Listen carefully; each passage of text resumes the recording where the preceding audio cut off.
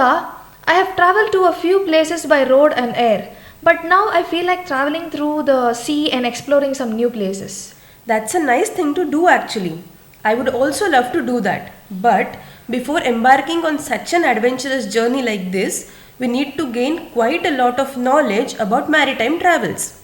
Human beings have always been curious about what exists beyond the horizons and throughout history have been recording and writing about these adventures. Have you ever heard about the travelogues of Ptolemy or Periplus of Erythraean Sea? Yes, I have come across these names, but I haven't read the books. But before that, all the evidence that we have dates back to 1000 and 2000 years. Do you think it can be helpful for us today? Yes, it can actually help us a lot. But before we dive deep into that, we welcome you all to the first episode of Echoes of the Coromandel. In this episode, we will be exploring the various literary evidences about the navigation between the Coromandel coast of India and the Southeast Asian countries. The maritime exploration between the Coromandel coast and Southeast Asia has been in existence since 2 millennium BC. Really? How sure can we be about this? Do we have any evidence to prove this? Yes, we do have quite a lot of evidence available. Do you remember I was talking about the travelogues of Ptolemy and the Periplus of the Erythraean Sea? So, Periplus means a written account of a voyage, and Periplus of the Erythraean Sea belongs to the 4th century, and the author of this record remains unknown. This Roman period records provides a guide to trade and navigation in the Indian Ocean. The records by Ptolemy, the texts in the Periplus of the Erythraean Sea, as well as many other foreign accounts, mention a lot of ports on the eastern shore of India, such as Korkai, Pumpuhar, Kaviripattanam, Mamallapuram on the coast of Tamil Nadu, Klingapattanam, Machilipattanam in Andhra Pradesh, Tamluk from West Bengal, etc. Archaeological investigations, supplemented by literary sources, have brought into light a large number of seaports all along the eastern coast. Okay.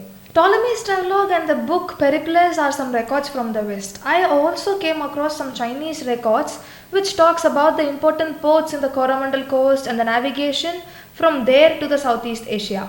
Hyun Sang, the Chinese Buddhist monk who came to India as a traveler during the 7th century, has recorded about some important ports in the Coromandel coast. He has mentioned a port known as Tamralipti, which is identified as today's Tamluk in West Bengal, as a place where the sailors and merchants used to land, and sometimes they even sail across the Ganges till Varanasi. Another one writer and the government official of China belonging to the 11th century called Chao Ju Kua has mentioned in his work Chu Fan Chi that the trade that existed between South India, that is the Coromandel coast, and the Far East and the Southeast Asian countries. He also mentions the Cholas' attack on Sri Vijaya kingdom under Rajaraja I. So far, we have been discussing the few foreign records that give us information about the navigation to and from the Coromandel coast. Along with that, we also have plenty of literary records from the Coromandel coast itself as well as from rest of the India. Yeah, of course. Sangam literature has a lot to say about the navigation, trade, and the techniques used for navigation in that period.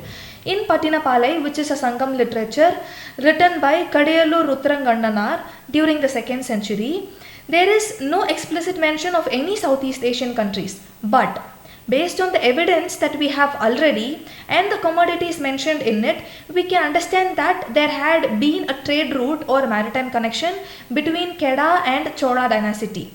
So the verse says, Agalam Porandiya Porkalangal Yaganam Nayanda Punainur, which means ships full of gold come to the port. Sumatra and Keda were rich in gold. The Tamil connection to these places is confirmed in later Chola inscriptions about Rajendra Chola's expedition to Keda and Sri Vijaya in 1025 CE. The same literature says, Iyathu Unavum Kalagathu Akamum, which means foods and grains from Sri Lanka and manufactured commodities from Keda, a province in Malaysia, were brought to Tamil Nadu. Here, Keda was mentioned in another name as Kalagam. Manimegalai is another one Sangam literature written by Seethalai Satanar. It tells us about the trade contact between Coromandel coast and Java island and merchants from Kedah coming to Tamil Nadu for trade purposes.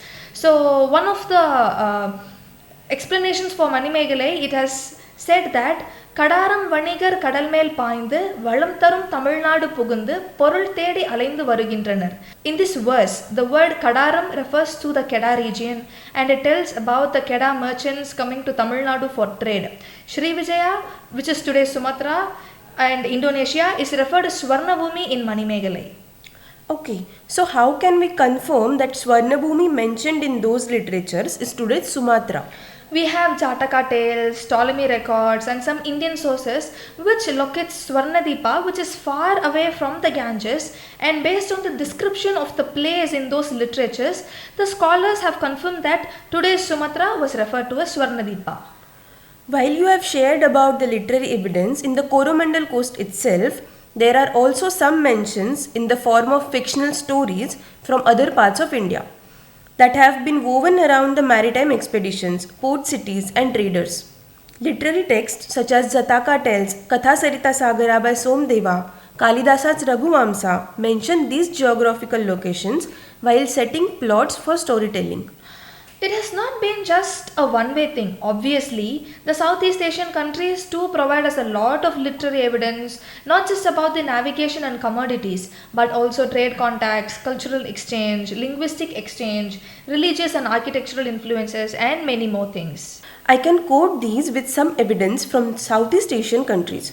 The Sembiran inscription, which is a Balinese copper plate inscription, has brought to light Khorosti inscriptions on the potsherds, which shows the maritime commerce between Orissa and Bali during the 10th century.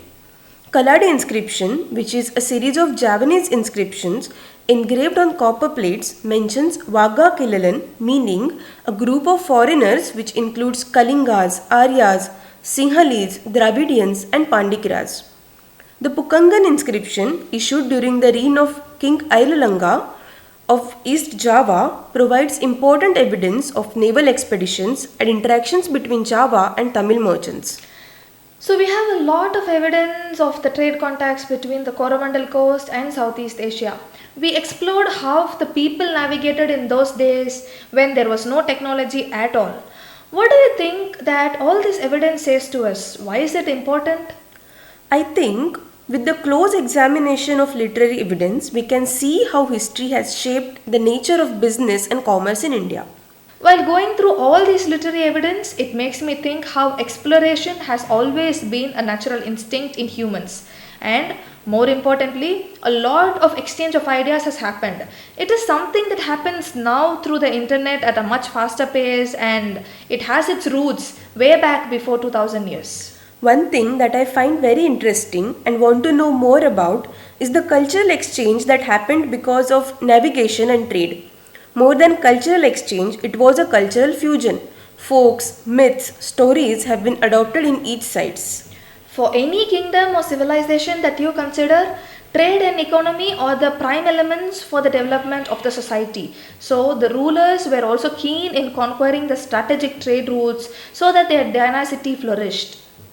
Also, when I rethink about the whole phenomena, I realized that a lot has been talked about the reluctance to adapt people who are perceived as different, including differences in ethnicity, nationality, or cultural practices. But history has also been about reaching out to other people, new regions, and cultural exchanges. Thank you for tuning in. We'll see you in the next episode for another exciting discussion on the history and culture of the Coromandel Coast and Southeast Asia.